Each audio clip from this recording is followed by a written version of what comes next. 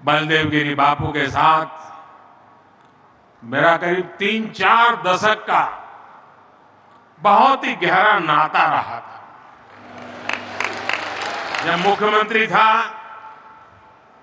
तो कई बार मुझे मेरे निवास स्थान पर उनके स्वागत का अवसर मिला। करीब करीब 100 साल हमारे बीच वो आध्यात्मिक चेतना जगाते रहे और जब 2021 में हमें छोड़ के चले गए तब भी मैंने फोन करके मेरी भावनाओं को प्रकट किया था। मेरे परिवारजनों, आज मैं इस पवित्र धरती पर एक दिव्य ऊर्जा महसूस कर रहा हूं। ये ऊर्जा हजारों वर्ष से चली आ रही उस आध्यात्मिक चेतना से हमें जोड़ती है, जिसका संबंध भगवान कृष्ण से भी है और महादेव जी से भी है। ये ऊर्जा हमें इस यात्रा से भी जोड़ती है जो पहले गादीपति महंत विरमगिरी बापू जी ने शुरू की थी। मैं गादीपति पूज्य जयराम गिरी बापू को भी आदरपूर्वक प्रणाम करता हूं। आपने गादीपति महंत बलदेव गिरी बापू के संकल्प को आगे बढ़ाया और उसे सिद्धि तक पहुंचाया। आप में से बहुत लोग जानते हैं, बलदेव गिरी बापू के साथ मेरा करीब 3-4 दशक का बहुत ही गहरा नाता रहा था। जब मुख्यमंत्री था तो कई बार मुझे मेरे निवास स्थान पर उनके स्वागत का अवसर मिला। करीब करीब 100 साल हमारे बीच वो आध्यात्मिक चेतना जगाते रहे और जब 2021 में हमें छोड़ के चले गए तब भी मैंने फोन करके मेरी भावनाओं को प्रकट किया था। लेकिन आज जब उनके सपने को सिद्ध होता हुआ देखता हूं तो मेरी आत्मा कहती है आज वो जहां होंगे इस सिद्धि को देखकर प्रसन्न हो रहे होंगे, हमें आशीर्वाद देते होंगे। सैकड़ों वर्ष पुराना ये मंदिर आज 21वीं सदी की भव्यता और पुरातन दिव्यता के साथ तैयार हुआ है। ये मंदिर सैकड़ों शिल्पकारों, श्रमजीवियों के वर्षों के अथक परिश्रम का भी परिणाम है। इसी परिश्रम के कारण इस भव्य मंदिर में आज वाणीनाथ महादेव, परांबा श्री हिंगलाज माता जी और भगवान दत्तात्रेय विराजे हैं। मंदिर निर्माण में जुटे रहे अपने सभी श्रमिक साथियों का भी मैं वंदन करता हूं। भाइयों और बहनों, हमारे ये मंदिर सिर्फ देवालय है ऐसा नहीं है, सिर्फ पूजा पाठ करने की जगह है ऐसा भी नहीं है, बल्कि ये हमारी हजारों वर्ष पुरानी संस्कृति के, परंपरा के प्रतीक है। हमारे यहां मंदिर ज्ञान और विज्ञान के केंद्र रहे, देश और समाज को अज्ञान से ज्ञान की तरफ ले जाने के माध्यम रहे। शिवधाम श्री वाणीनाथ अखाड़े ने तो शिक्षा और समाज सुधार की इस पवित्र परंपरा को पूरी निष्ठा से आगे बढ़ाया है।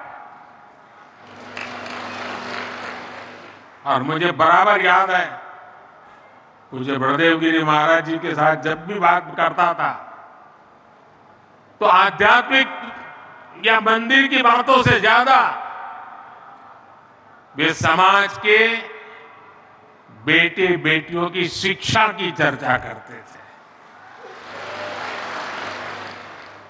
पुस्तक पर्व के आयोजन से लोगों में जागरूकता बढ़ी है। स्कूल और हॉस्टल के निर्माण से शिक्षा का स्तर और बेहतर हुआ है। आज प्रतियोगी परीक्षाओं की तैयारी करने वाले सैकड़ों विद्यार्थी को रहने, खाने और लाइब्रेरी की सुविधा दी जा रही है। देवकाश और देश काज का इससे बेहतर उदाहरण भला क्या हो सकता है। ऐसी परंपरा को आगे बढ़ाने के लिए रबारी समाज प्रशंसा का पात्र है।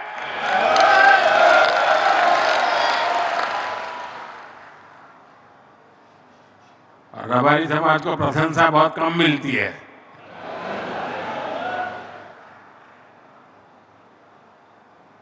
भाइयों और बहनों, आज देश सबका साथ सबका विकास के मंत्र पर चल रहा है। ये भावना हमारे देश में कैसे रची बसी है, इसके दर्शन भी हमें वाणीनाथ धाम में होते हैं। ये ऐसा स्थान है जहां भगवान ने प्रकट होने के लिए एक रबारी चरवाहे भाई को निमित्त बनाया। यहां पूजा पाठ का जिम्मा रबारी समाज के पास होता है, लेकिन दर्शन सर्व समाज करता है। संतों की इसी भावना के अनुकूल ही हमारी सरकार आज देश में हर क्षेत्र, हर वर्ग के जीवन को बेहतर बनाने में जुटी है। मोदी की गारंटी,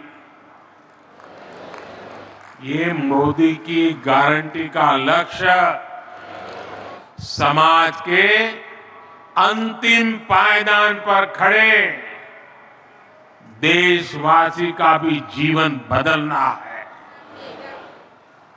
इसलिए एक तरफ देश में देवालय भी बन रहे हैं, तो दूसरी तरफ करोड़ों गरीबों के पक्के घर भी बन रहे हैं।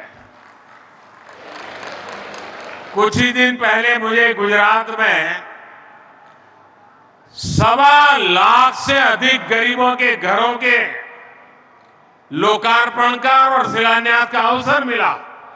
1.25 लाख घर। ये गरीब परिवार कितने आशीर्वाद देंगे, आप कल्पना कीजिए। आज देश के 80 करोड़ लोगों को मुफ्त राशन मिल रहा है, ताकि गरीब के घर का भी चूल्हा जलता रहे।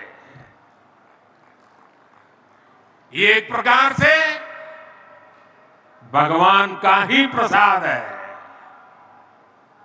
आज देश के 10 करोड़ नए परिवारों को नल से जल मिलना शुरू हुआ है।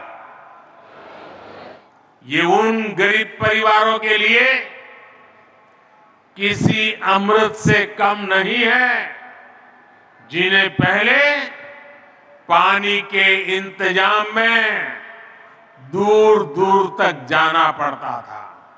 અને આપણા ઉત્તર ગુજરાત વાળાને તો ખબર છે બરાબર કે પાણી માટે કેટલી તકલીફો પડતી હતી।